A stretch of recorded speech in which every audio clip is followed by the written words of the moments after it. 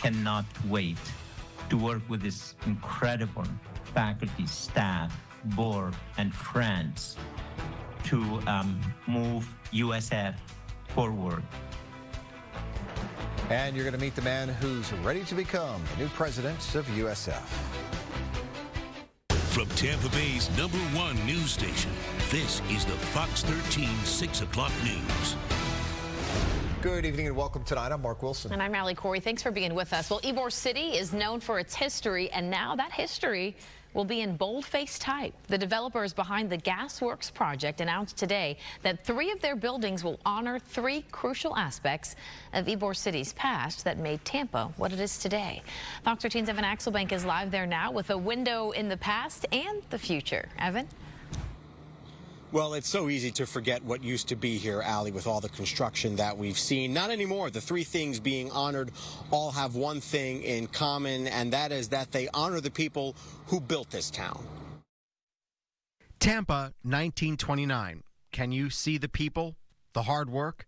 Can you see Tampa being built? The port that was created by downtown Tampa in the early 1900s would not have been successful without the labor of the longshoremen or the stevedores. And now the stevedores will be someplace they never imagined, the marquee of a new apartment building overlooking the port where they loaded and unloaded goods.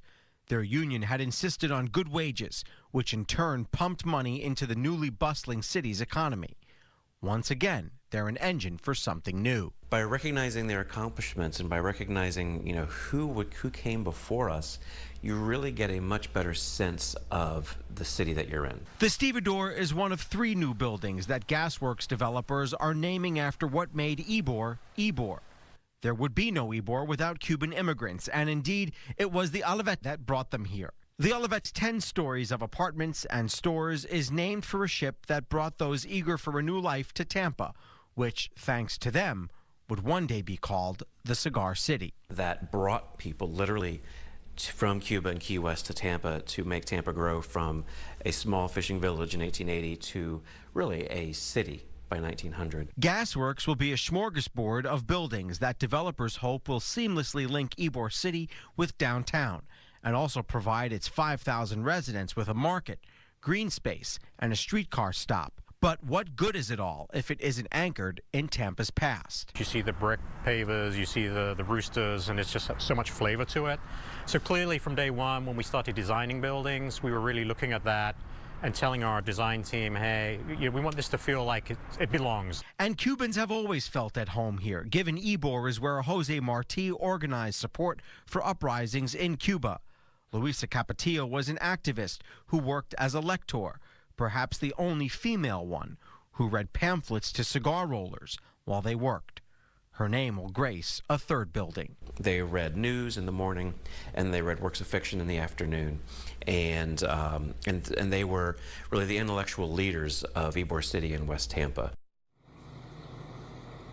And now those people will all be brought into the present day as we see their names on new buildings going up here in Ybor City. The buildings are slated to open over the next several years. Allie. All right, Evan Axelbank live for us tonight. Evan, thank you. So we've got a Tampa man now sitting behind bars charged with stealing a fire engine from a hospital parking lot and then crashing it. Investigators say they're just thankful the situation ended before it got worse. Fox 13's Aaron Mesmer is live near St. Joe's Hospital where this all began this morning. Aaron, you don't hear this happening every day. Tell us more.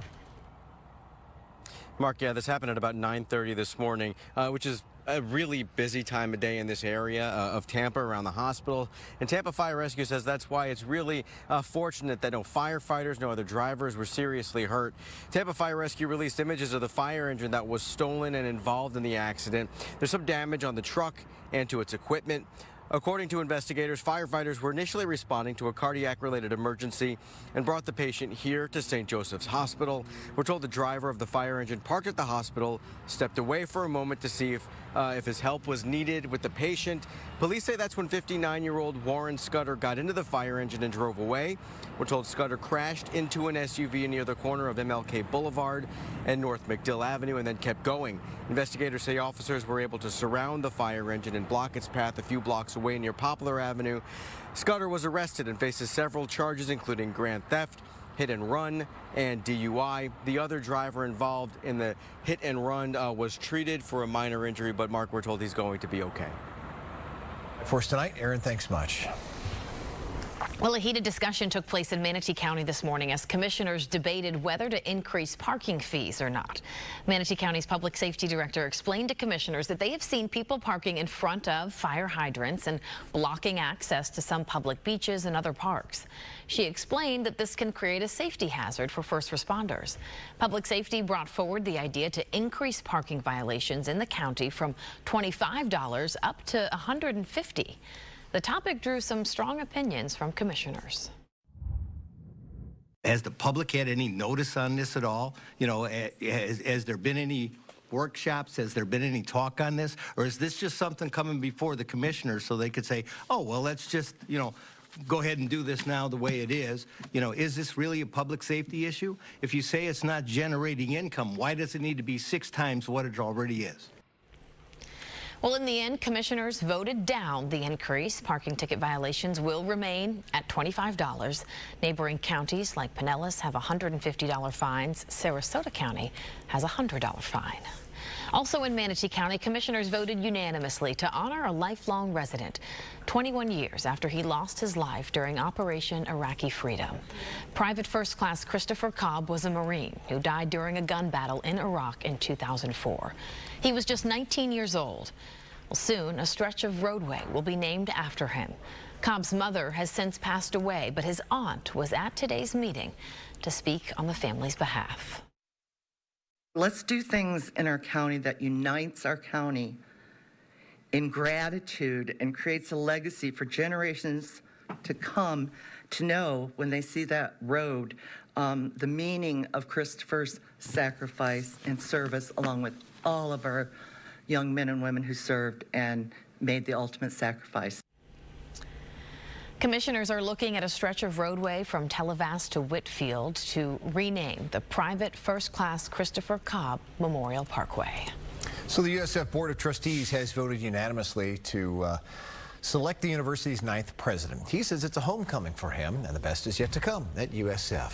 Moez Limoam, he actually returns to Tampa, serving after as president of the University of North Florida in Jacksonville. And Fox 13's Lloyd Sowers takes a closer look at why he's coming back to his old stomping grounds. Our kids grew up in Tampa Bay.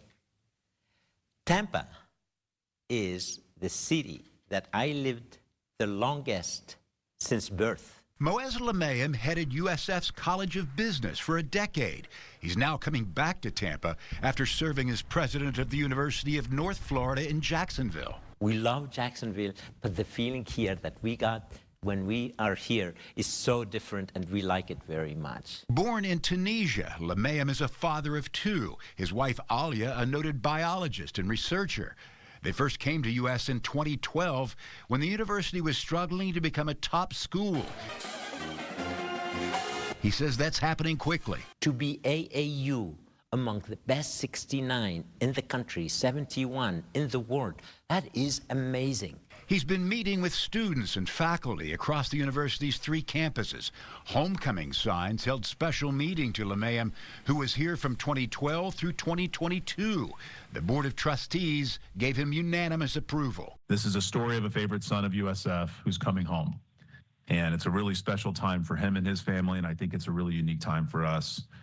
It's also a great personification of the American story, him coming here and what he's achieved in his life in this country. I really cannot wait to work with this incredible faculty, staff, board, and friends to move USF forward. USF leadership made Limoam their top choice, affable, connected, and on course to be the 9th president of the state's 4th largest university, now with nearly 50,000 students. With USF building a new stadium and the student population increasing, Limoam's fundraising ability will be tapped.